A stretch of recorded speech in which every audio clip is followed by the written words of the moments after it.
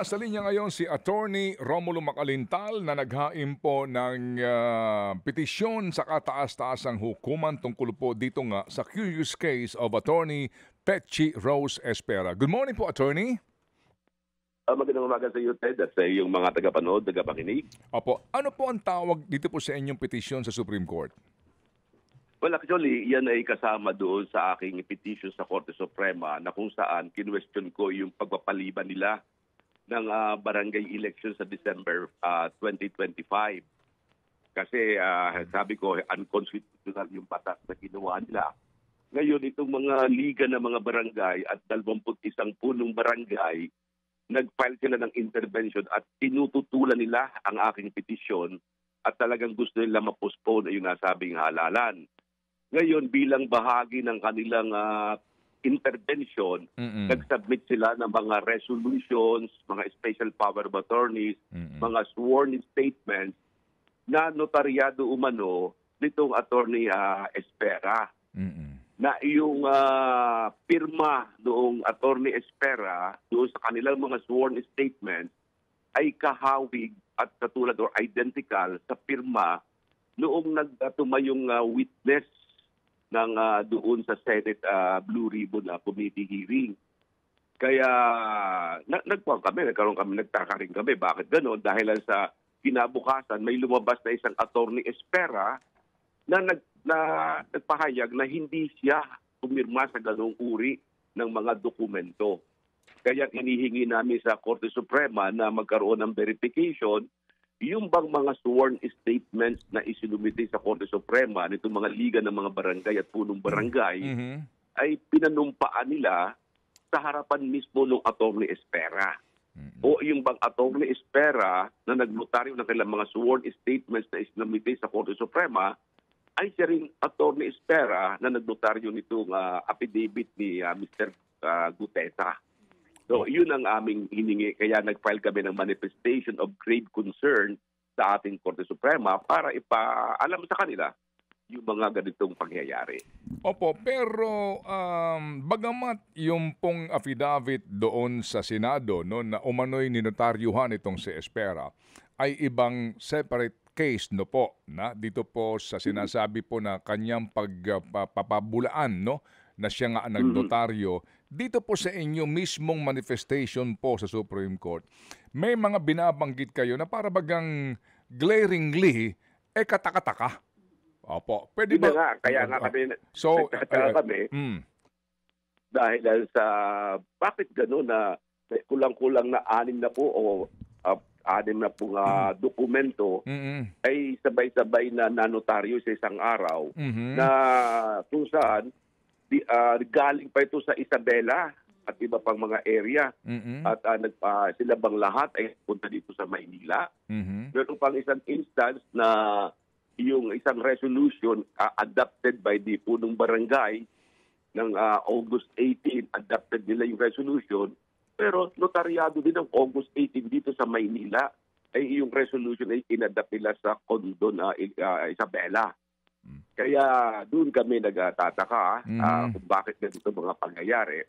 Kaya lalo kami naging curious nung lumabas itong pangyayaring ito dito sa Senado. Kaya ito isinumite namin sa ating Korte Suprema. At hinihingi namin sa Korte Suprema na kailangan ma-verify na mabuti ito kasi kung may anomaly na pagkakagawa ng mga sworn statements na isinumite ng intervention, maghahain kami ng opposition to the intervention.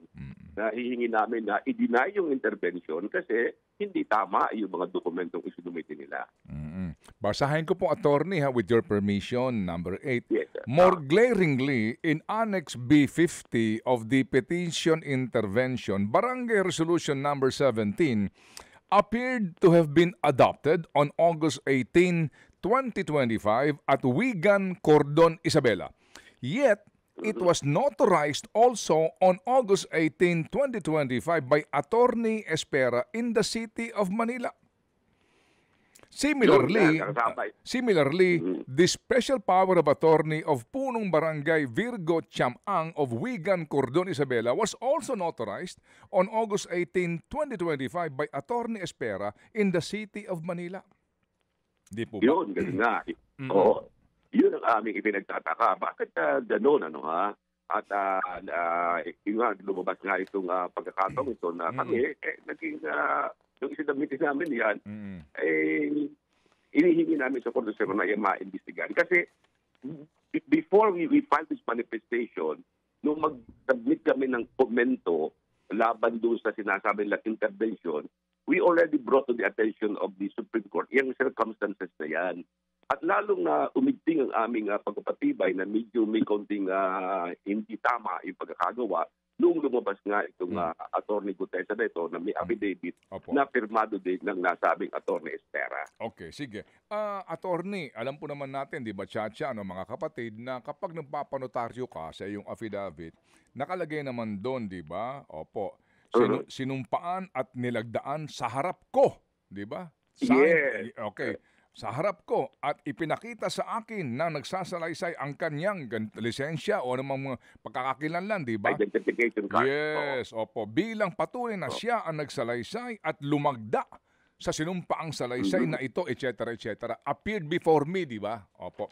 Sige. Yes, opo. So, attorney, gaano ba kaimportante na yung affidavit, in this case po, no, yung sinasabi nga po na affidavit po, itong mga SPA na ito at saka yung pong kanilang pagpirma dito po sa patunay, no, sa kanila pong resolution na ito. Gaano ba kaimportante na totoo yung pong yung notaryo nito sa kaso? Gaano ba kaimportante 'yon? Kasi yung notaryo na yan ay mga taong pumirma doon ay nanunumpa sa katotohanan ng nasabing mga sinabi niya doon sa kanyang affidavit o sworn statement.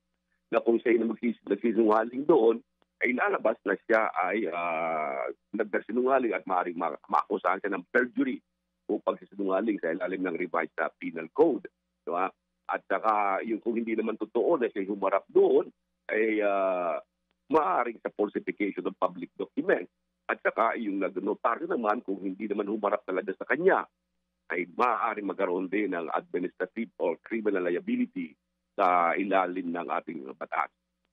Ayun. So, kumbaga, yung pong nagpanotaryo at saka yung nagnotaryo ang meron pong pananagutan sa batas. Yes, yung ibang pananagutan sila sa batas. Kaya nga, meron tayo yung tinatawag na mga perjurious statements na yan ay criminal liability. At yan ay pinarurusahan ng ating batas. Opo, attorney, bago ko po samantalahin ang pagkakataon na ito, ano po, sa isa pa hong gusto kong maitanong sa inyo, no? Pwede bang tulungan nyo lang ho kami bilang isa rin po sa mga bihasa sa pagsasalin sa wikang Filipino ng mga katagang Ingles? Basahin ko lang ito, no? Sa inyo pong inihain na manifestation, nag-ungkat kayo ng jurisprudence, no? Itong Mina versus Attorneys Manigos, Anchuvas, and Arca. And I quote, "The court has been consistently emphatic in reminding that notarization is not an empty, meaningless, and routinary act. It is invested with substantive public interest as it has the effect of converting a private instrument into a public document. A public document, in turn, is admissible in evidence without need of first proving its authenticity.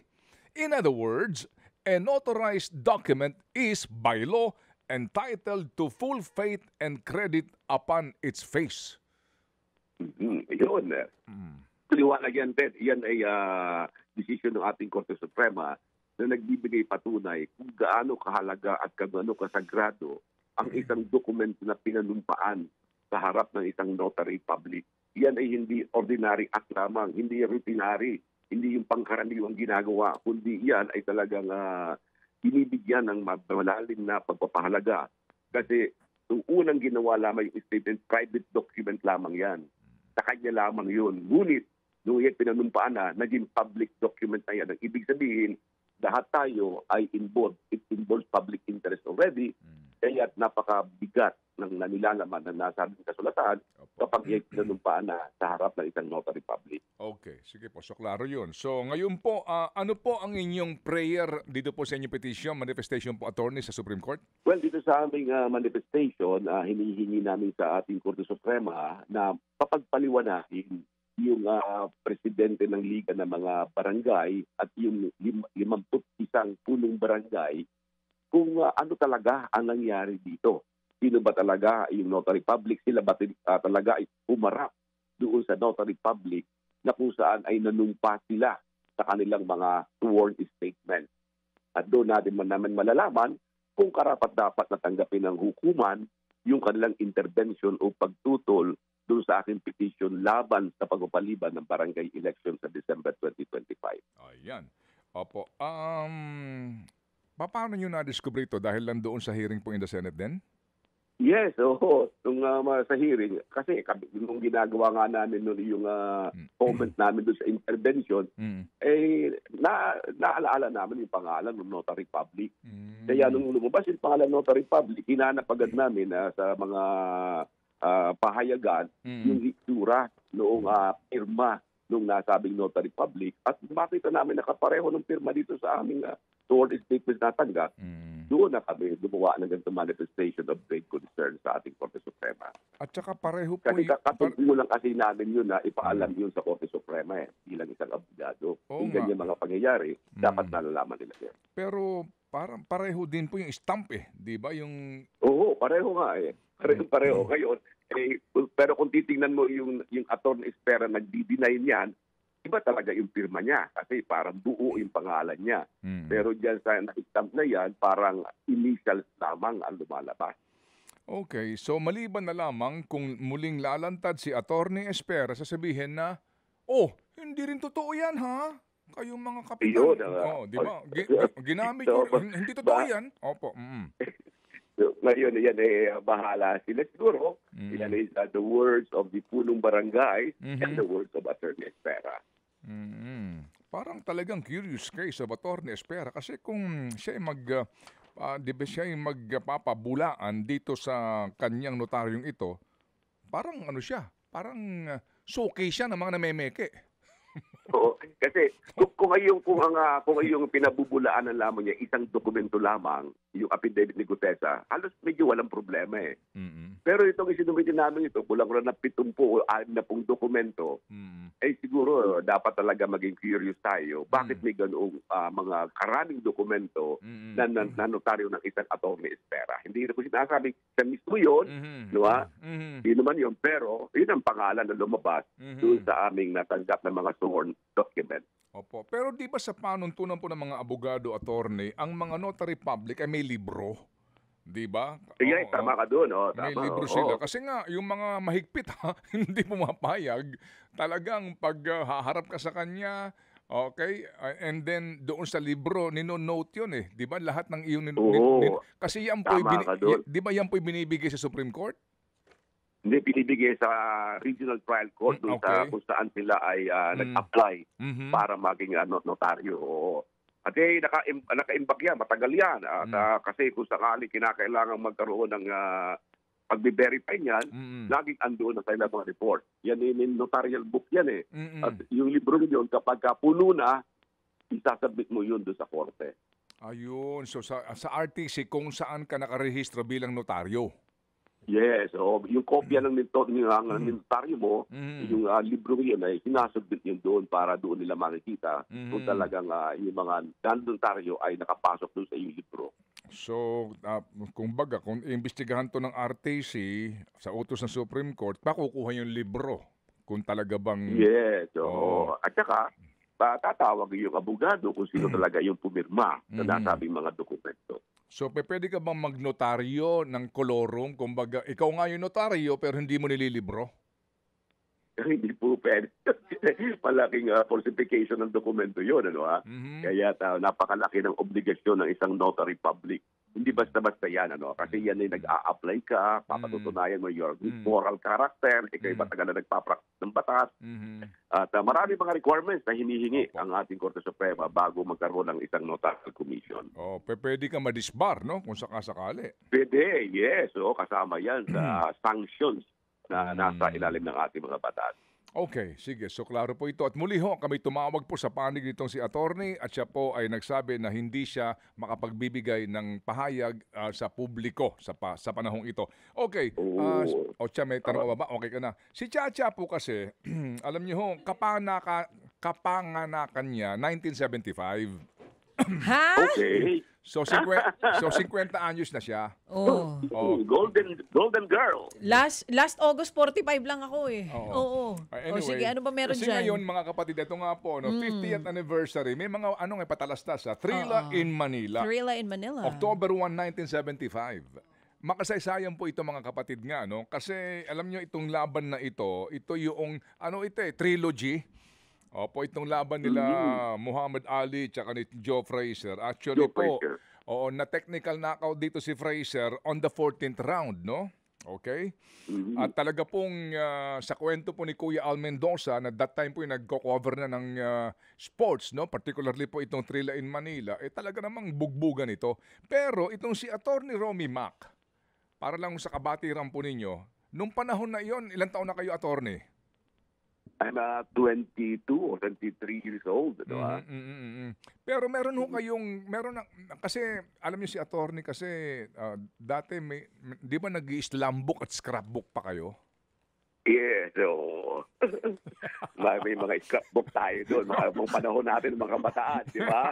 Yung mga nangongolekta tayo ng mga paborito natin, mga articles. Okay. Scrapbook, iba yung slam book, iba yun.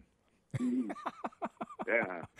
Okay, sige. Anyway, nagkaroon kayo mismo ng personal encounter ni Muhammad Ali as in nakaharap niyo po siya, nakakwentuhan niyo po siya. Ito lang po trivia. Ano ang storya nun?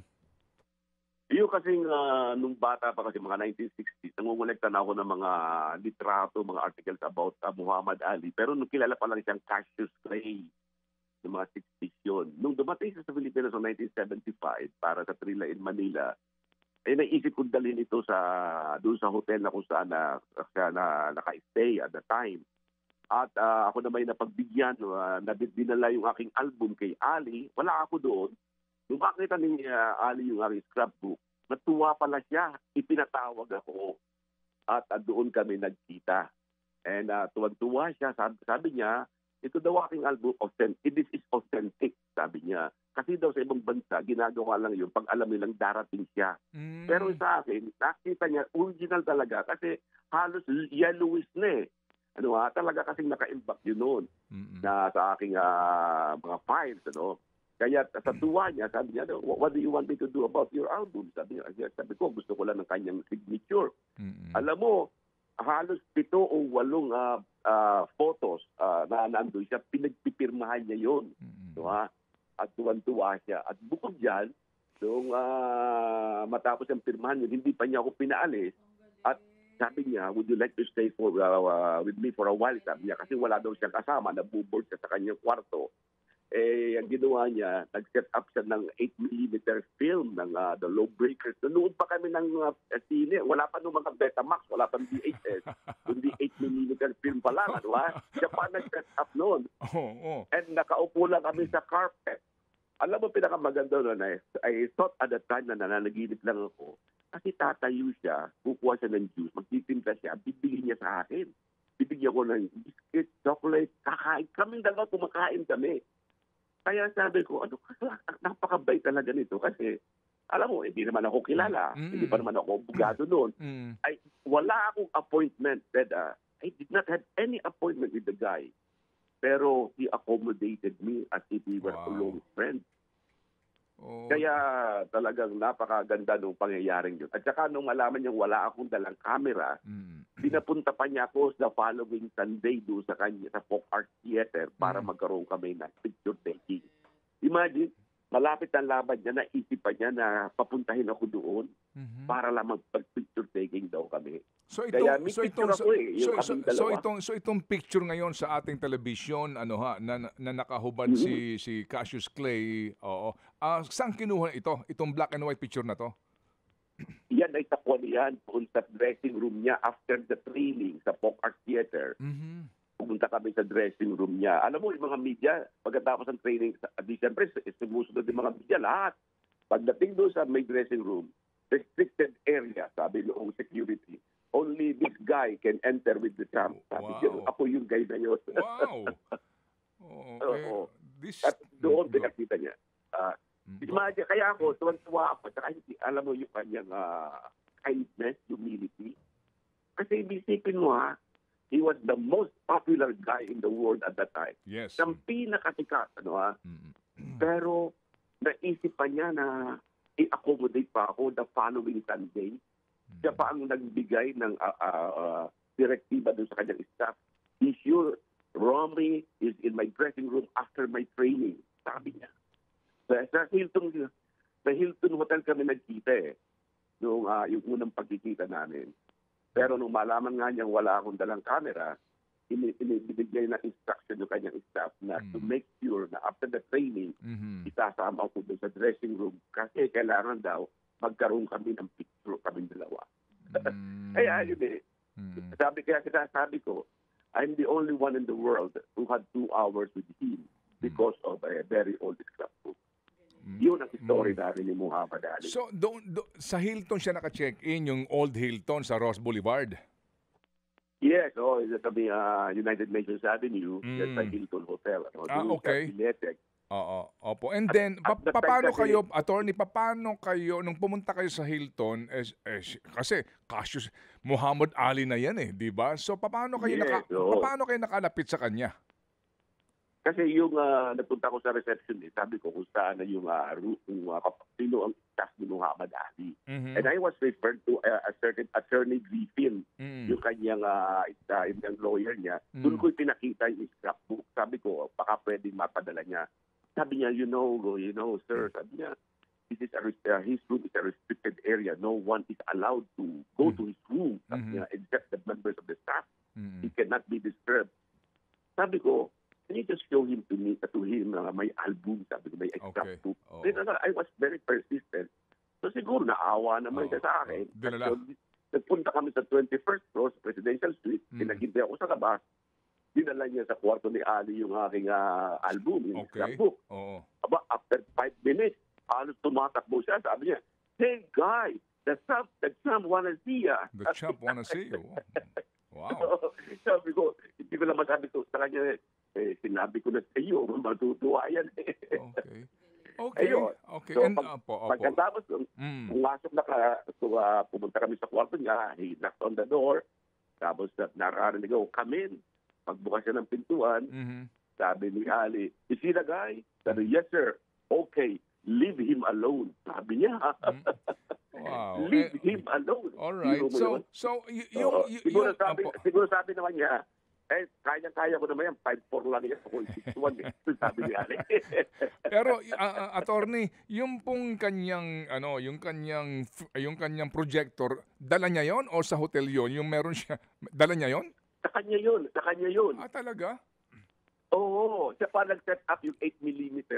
I know. Niya, ang gusto daw niyang, movies about mga crime stories. Okay. At saka cartoons. Okay. Kaya sige. yung Lawbreaker, Sige.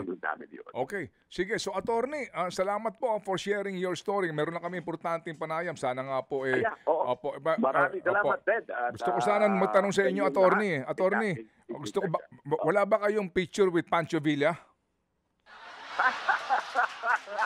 Okay. You made my day. Salamat, attorney. Salamat. Thank you. Mga kapatid, brothers and sisters, saan ka pa? Dito na tayo sa totoo. Dito na tayo sa True FM. Mga kapatid, mag-subscribe and follow po kayo sa social media accounts ng True Network PH. Yan po kami. Hanapin nyo lang True Network PH, Facebook, Instagram, YouTube, TikTok, and podcast. Mapa Apple or Spotify man yan, mahahanap nyo kami. Lahat ng mga napapanood at napapakinggan nyo po sa programa, nasa social media accounts namin yan. So, paano mga kapatid? See you sa social media!